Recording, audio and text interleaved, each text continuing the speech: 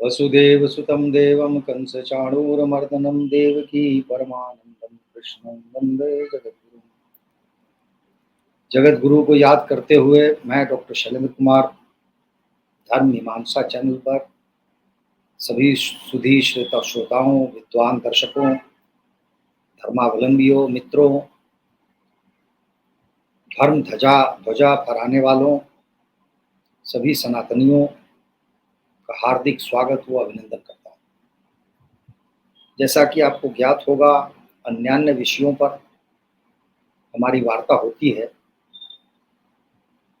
आज का विषय बहुत ही महत्वपूर्ण है, पूर्व के विषयों की भांति। आज हम एक प्राचीन देश है जिसका नाम है त्रिविष्टा,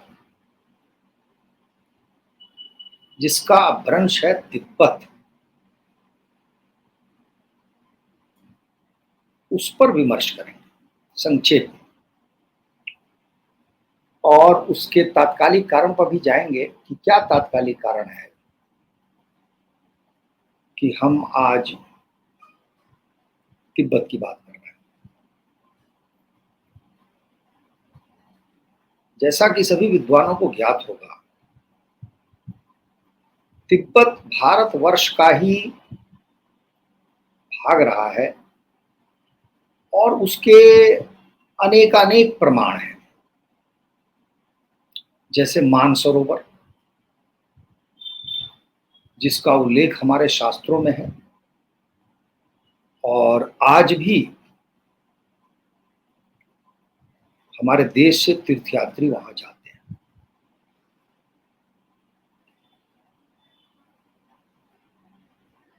उसके आगे का जो पहाड़ है या पठार है,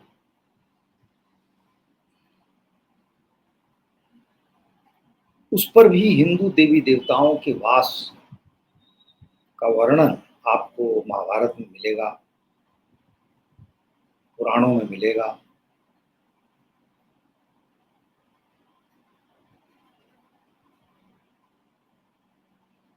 इसलिए हमें कोई उसमें शंका नहीं है, कोई दुविधा नहीं। लेकिन दुर्भाग्यवश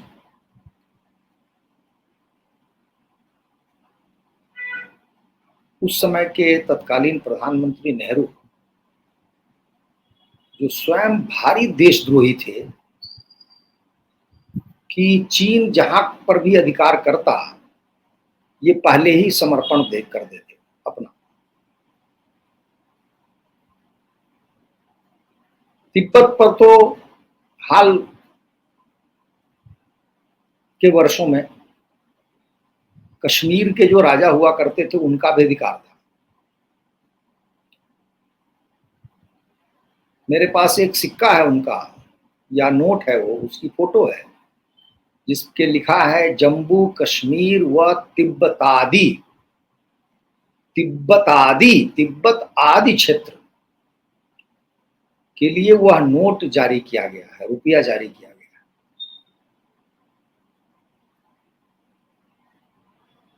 तो ये तो हाल की बात है। तिब्बत की जो भाषा है, उसका संपर्क और संबंध संस्कृत से है। उसकी जो लिपि है, उसका संबंध देवनागरी से है। चीनी भाषा व लिपि से उसका दूर दूर तक कोई संबंध नहीं है।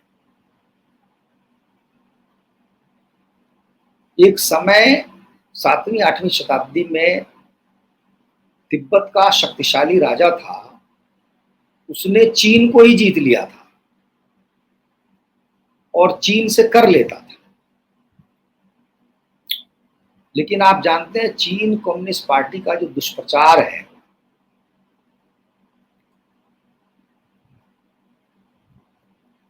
वह अपना ही राग अलापता है और अपनी ही बातें करता है, किसी और की बातें सुनता नहीं। तो तिब्बत को प्रधानमंत्री नेहरू ने अपने हाथों से जाने दिया और इसमें तत्कालीन सोवियत संघ की बहुत बड़ी भूमिका थी। एक प्रकार से सोवियत संघ और चीन ने मिल करके न केवल तिब्बत को हथियाया, वरन उसके बाद 1962 में जो भारतीय क्षेत्र था उसके भी एक बड़े हिस्से पर अधिकार जमा लिया। नेहरू ने न केवल ये सब होते देखा, वरन उल्टा चीन की सहायता की। आपको अनेक पुस्तकों में उल्लेख मिल जाएगा, और आदरणीय कुसुमलता दीदी की जो पुस्तक है कम्युनिस्ट चीन अवैध अस्तित्व, उसमें इस बात का भरपूर उल्लेख है कि कैसे प्रधानमंत्री नेहरू ने चीनी सेना को भोजन दिया, अर्थात चावल भेजा, उनके वाहनों के लिए पेट्रोल भेजा। ऐसी कल्पना संसार में कहीं कोई व्यक्ति कर सकता है कि शत्रु देश की सेना आपके साथ युद्धरत है और आप उसको पेट्रोल और रसद पानी दे रहे हैं, भोजन दे रहे हैं। लेकिन उसकी तुलना में जब दलाई लामा एक बार एक किसी सम्मेलन के बहाने भारत आए तो वह नेहरू से मिले, उन्होंने सारा वृतांत सुनाया, अपनी व्यथा कथा सुनाई और कुछ धन की मांग की। धन बहुत थोड़ा ही था, लेकिन नेहरू ने कोई धन नहीं दिया और किसी प्रकार का आश्वासन भी नहीं दिया। उल्टे दलाई लामा से कहा कि आप अपनी राजधानी लहासा लौट जाइए और मैं लहासा आता हूं और इस विवाद का समाधान करूंगा। लेकिन जब दलाई लामा लहासा लौट आए, उसके बाद नेहरू को चीन लहासा नहीं जाने दिया और इतना घोर अत्याचार किया दलाई लामा और उनके लोगों पर, और उनके लोग अलग अलग स्थानों पर अपनी वीरता का प्रदर्शन करते रहे, लड़ते रहे। उन्होंने थोड़े से हथियार, थोड़े पैसे जो भी भारत से मांगे, भारत ने उनको नहीं दिए। लेकिन आप देखिए, दूर बैठा अमेरिका, 7 समंदर दूर, उसने तिब्बत के लड़ाकों को हथियार दिए, धन भी दिया, और इसीलिए वह युद्ध लंबा चला। जबकि तिब्बत अहिंसावादी हो गए थे, महात्मा बुद्ध की शरण में थे। यहाँ पर यह भी विचारणीय है कि क्या महात्मा बुद्ध की जो रीति नीति है उससे कोई राज्य चल सकता है? क्या कोई राज्य ऐसा हो सकता है जो अहिंसा के पद चिन्हों पर चले, अहिंसा को माने, और फिर वो राज्य अक्षुण्ण रहेगा? तो तिब्बत उसका सबसे बड़ा उदाहरण है असफलता का। वैसे भी महात्मा बुद्ध ने कोई नया धर्म नहीं आरंभ किया था, वह तो एक उनका अपना विचार था, पंथ था। बड़े ज्ञानी ध्यानी थे। हिंदू धर्म से अलग एक पहचान और स्वरूप देने का काम ये तो इंग्लैंड, फ्रांस, जर्मनी आदि के विद्वानों ने पिछली शताब्दी में ही किया है। अन्यथा जहां महात्मा बुद्ध की मूर्ति है वहां हिंदू देवी देवताओं की मूर्ति है। तो हुआ यह कि तिब्बत पर चीन का अधिकार हो गया। दलाई लामा हजारों लोगों के साथ भारत आ गए। अब आप देखिए कि चीन एक ऐसा देश है जिसने तिब्बत हो, पूर्वी तुर्किस्तान हो, मंगोलिया हो, मंचूरिया हो, इस सब पर अवैध अधिकार किए बैठा है। यदि हम एक चीन की नीति को न माने तो चीन की स्थिति बहुत ही दयनीय हो जाएगी। और मैं मानता हूं व्यक्तिगत रूप से कि संसार में यदि चीन किसी से भय खाता है और जिससे भय खाने का वास्तविक कारण है, वह एकमात्र देश है भारत। क्योंकि भारत न केवल उसका पड़ोसी देश है, बल्कि आज जनसंख्या के दृष्टिकोण से विशालतम है। आर्थिक क्षमता के दृष्टिकोण से वह चीन के पीछे छलांग लगाता हुआ जा रहा है। और वह समय दूर नहीं जब हम आर्थिक रूप से भी चीन के समकक्ष होंगे, या ऐसा भी हो सकता है कि हम चीन को पार कर जाएं। लेकिन इसका यह अर्थ बिल्कुल नहीं है कि यदि हम आज आर्थिक रूप से उससे कमतर हैं तो हमें सैन्य शक्ति का कोई अभाव है। चीन के पास जो सैन्य शक्ति है वो बहुत कम है। पिछले 45-50 वर्षों में चीन ने किसी भी देश से युद्ध नहीं किया है। उसके सैनिक युद्धोभ्यास से वंचित हैं। युद्ध के अभ्यास से वंचित होने के कारण चीन के सैनिक युद्ध में जाने से डरते हैं।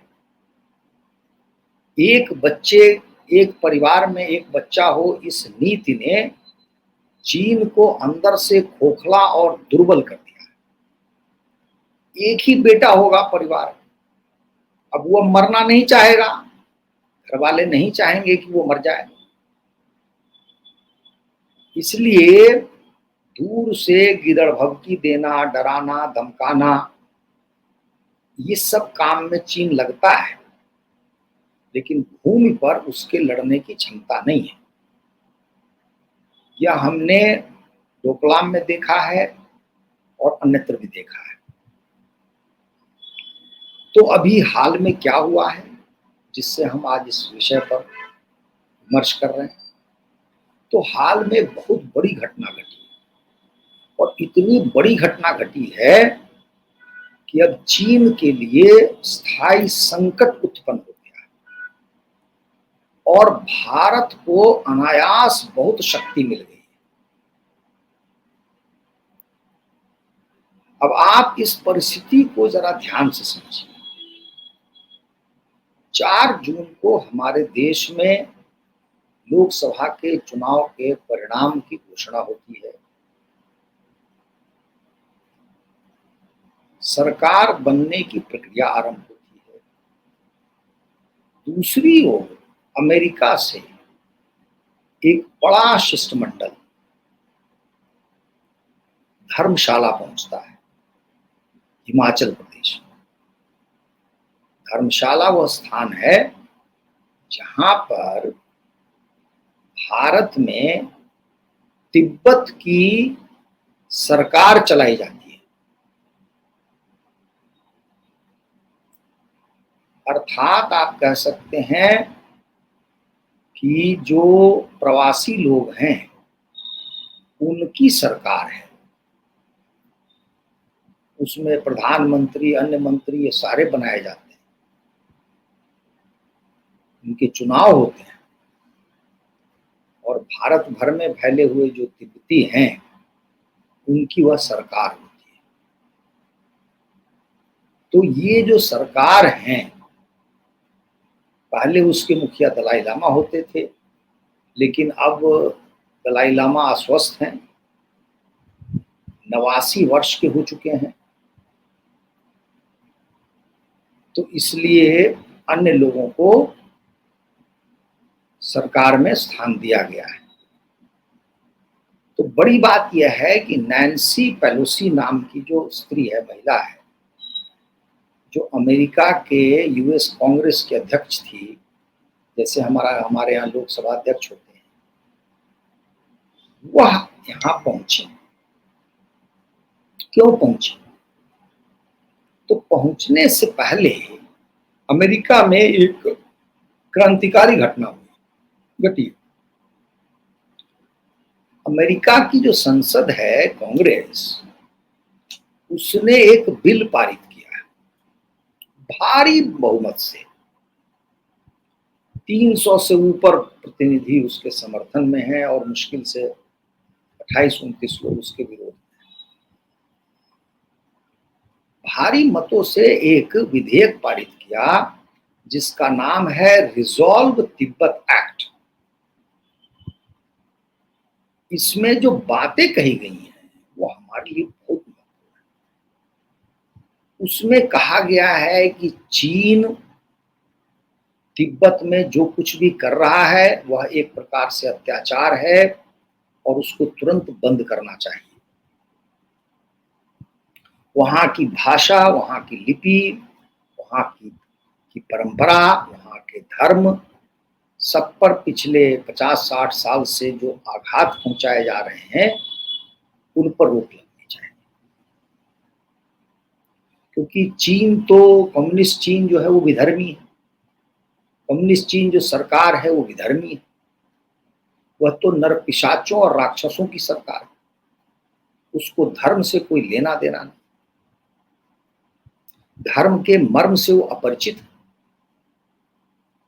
वो क्या कर रहा है कि जो चीन की तरफ के लोग हैं उनको तिब्बत में बसाता है और तिब्बत की जो भाषा है, परंपरा है, लिपि है, उसको नष्ट करने का अहर्निश प्रयास करता है। और बहुत हद तक इन चीजों को आघात पहुंचाया जा चुका है। आज के जो बच्चे हैं तिब्बत के, वे अपनी ही भाषा, लिपि और परंपरा से दूर होते जा रहे हैं। तो ये मांग की गई है, उसमें बात की गई है। आगे यह भी कहा गया है कि तिब्बतियों को सेल्फ डिटर्मिनेशन, अर्थात यह चुनने का कि हम चीन के साथ रहें कि न रहें, इसका अधिकार होना चाहिए।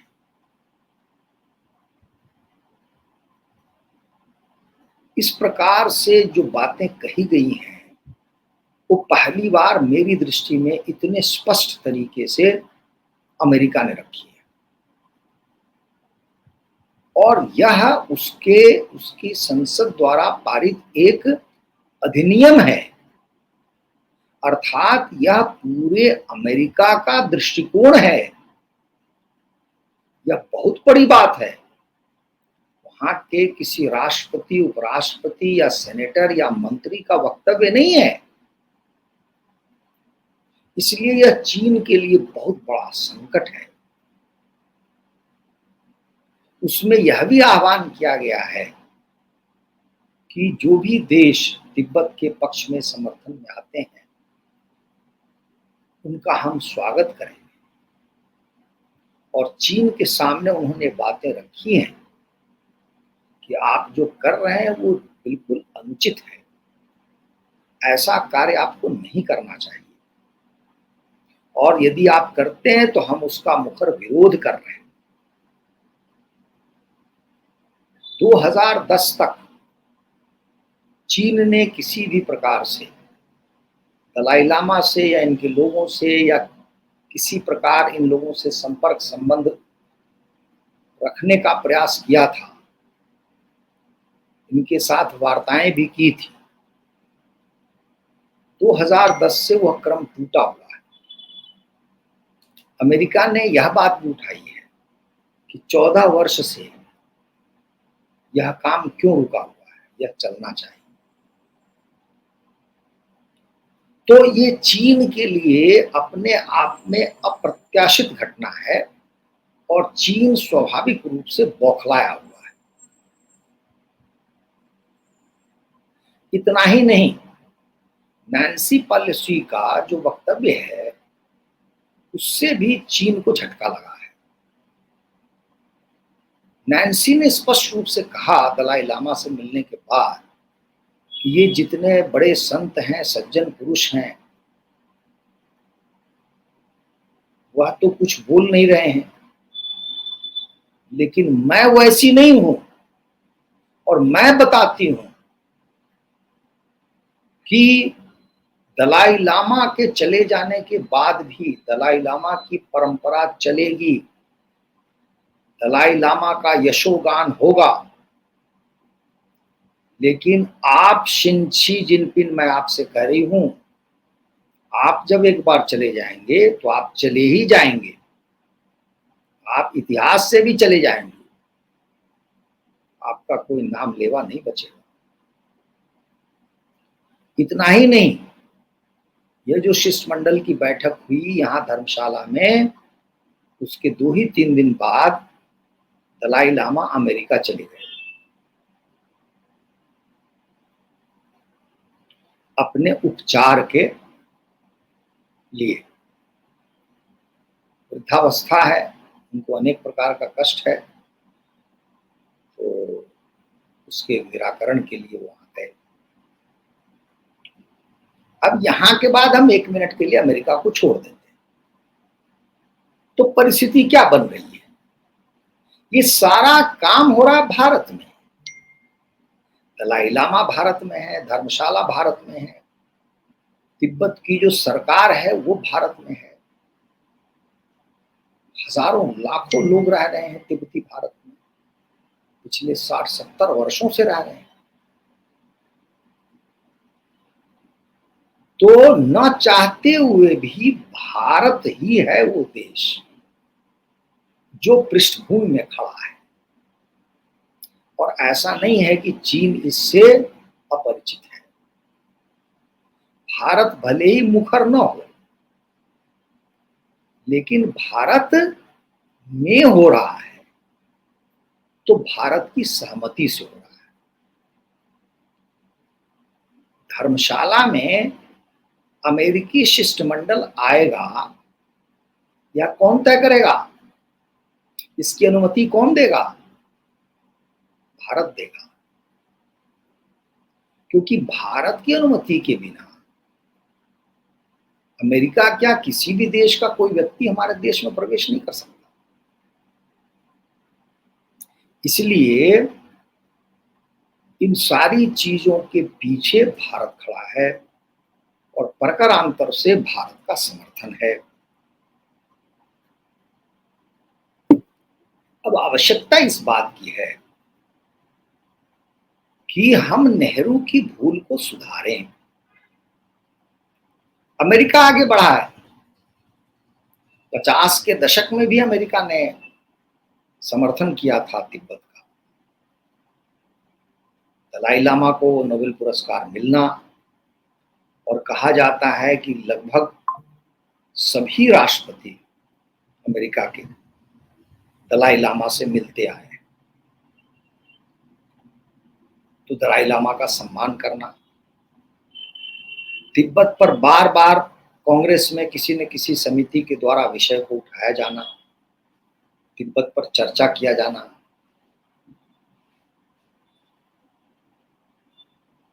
इस प्रकार अमेरिका अपनी भूमिका निभाता रहा। हमें क्या करना चाहिए? हमें अमेरिका का साथ देना चाहिए। दूसरा, हमें अब खुलकर यह कहना चाहिए कि हम चीन की एक देश की नीति नहीं मानते। हमें खुलकर कहना चाहिए कि तिब्बत पर, पूर्वी तुर्किस्तान पर, मंचूरिया पर, मंगोलिया पर, इन सारे देशों पर, इन सारे क्षेत्रों पर चीन का अवैध अधिकार है। चीन का कहीं से कोई नैसर्गिक और स्वाभाविक अधिकार नहीं है। यदि भारत ऐसा करता है तो जैसा मैंने आरंभ में कहा, आज संसार में चीन के लिए सबसे बड़ा खतरा है, सबसे बड़ा भय का कारण अगर कोई है तो भारत है, क्योंकि वह इस क्षेत्र का विशालतम देश है और चीन को धूल चटाने की स्थिति में 24 घंटे तत्पर है। जब भारत चीन की एक देश की नीति को निरस्त कर देगा तो आप ये समझिए चीन के लिए रात की नींद और दिन दिन का चैन दूर हो जाएगा। चैन से वो बैठ नहीं पाएगा। वो ताइवान को भी भूल जाएगा। ताइवान के लिए भी भारत को स्पष्ट रूप से कहना चाहिए कि ताइवान एक स्वतंत्र देश के रूप में रहे। वस्तुतः क्या है कि चीन का अपना कोई बढ़िया इतिहास नहीं है। कैसे लिखा गया है, नहीं लिखा गया है, इस पर मेरी कई वार्ताएं हैं, क्योंकि पिछले 60-70 वर्षों में वहां तो एक ही सरकार है, कम्युनिस्ट, विपक्ष कोई है नहीं। फिर भी उसको अपने इतिहास पर कोई विश्वास नहीं है, भरोसा नहीं है, तो उसने 4 बार सांगोपांग अपने इतिहास को बदल दिया। उसकी भाषा जो चित्रलिपि वाली है, उससे किसी दूसरे व्यक्ति का जो चीन का नहीं, उसका कुछ भी पल्ले पड़ना कठिन है। इसलिए वो क्या लिखता है, नहीं लिखता, वही समझता है।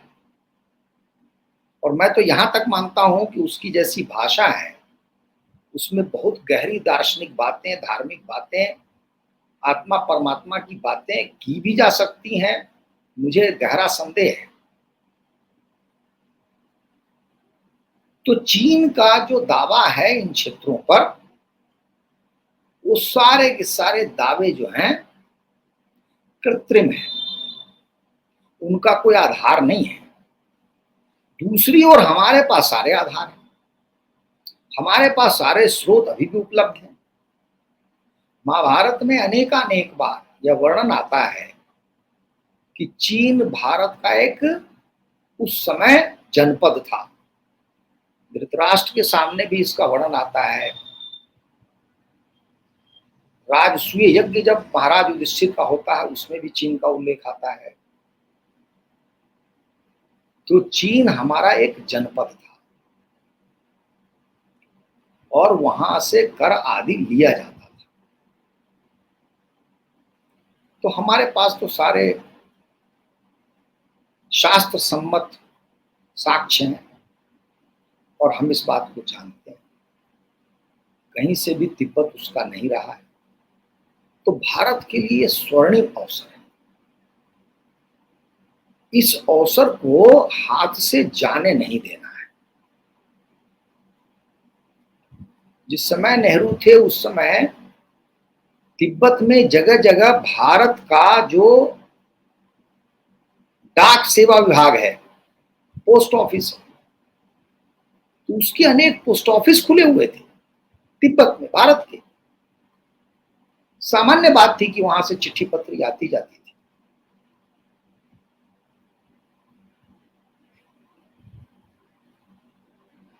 तो इस स्वर्णिम अवसर को हाथ से नहीं जाने देना है। प्रधानमंत्री नेहरू की जो भूल है, उसको सुधारने का समय आ गया है और उसके लिए स्पष्ट रूप से चीन को बताना, और एक बार नहीं बार बार बताना, और हमारी नीति में स्थायी परिवर्तन करना कि हम एक देश एक चीन की नीति को नहीं मानते, उसको सिरे से निरस्त करते हैं। चीन के पास इसका कोई आधार नहीं और हम उन देशों की सहायता करें जिन देशों पर चीन का अवैध अधिकार है।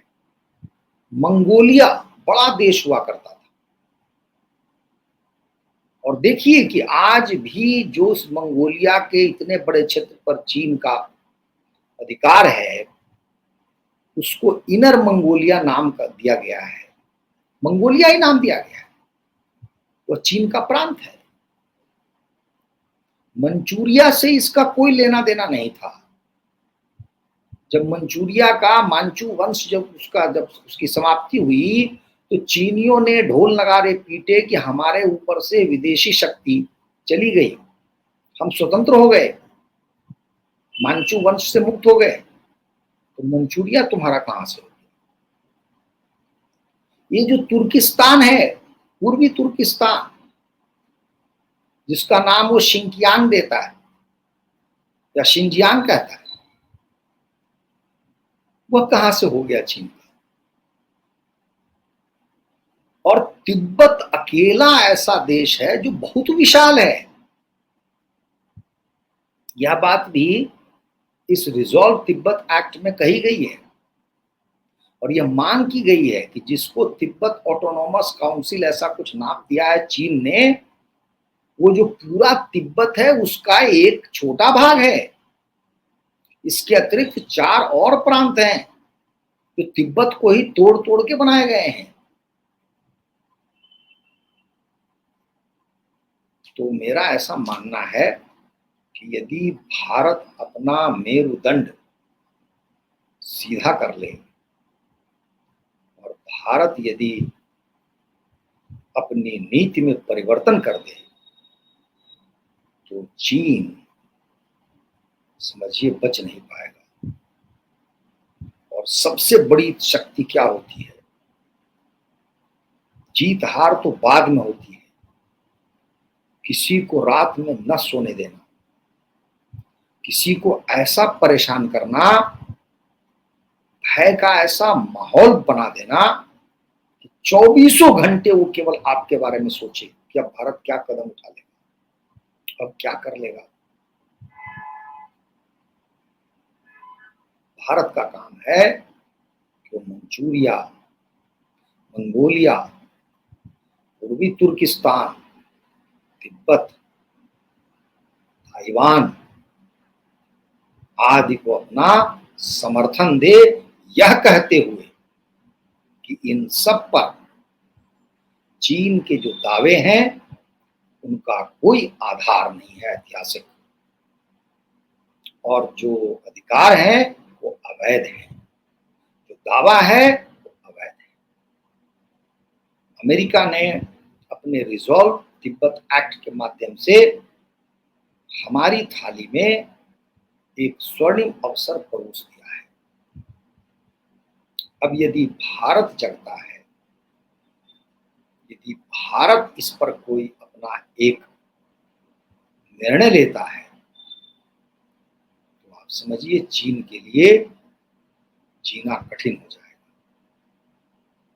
भारत की साख ऐसी है संसार में कि भारत बोलेगा तो संसार उसको सुनेगा, संसार उसके महत्व को समझेगा।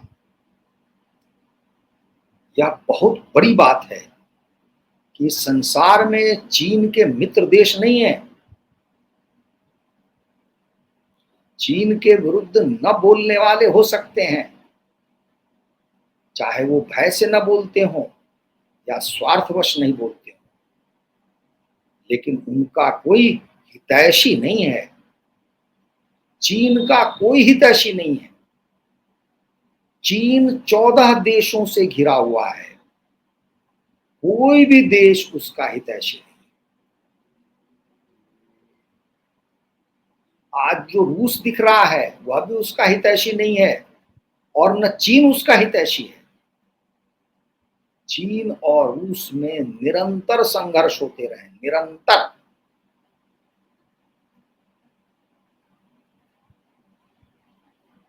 इसलिए इस स्वर्णिम अवसर को हमें नहीं गंवाना है और हमें चीन पर चढ़ाई करने का अवसर आ गया है। यह चढ़ाई बौद्धिक रूप से होनी चाहिए, यह चढ़ाई राजनयिक रूप से होनी चाहिए, कूटनीतिक रूप से होनी चाहिए। और चीन को आप समझिए कि वो बच नहीं पाएगा। इन जो देश हैं जिन पर उसने अवैध अधिकार किए हैं, एक समय आएगा कि उनको छोड़ना पड़ेगा। क्या किसी ने कल्पना की थी कि सोवियत संघ अचानक 20 राष्ट्रों में विभक्त हो जाएगा? बिना किसी खूनी क्रांति के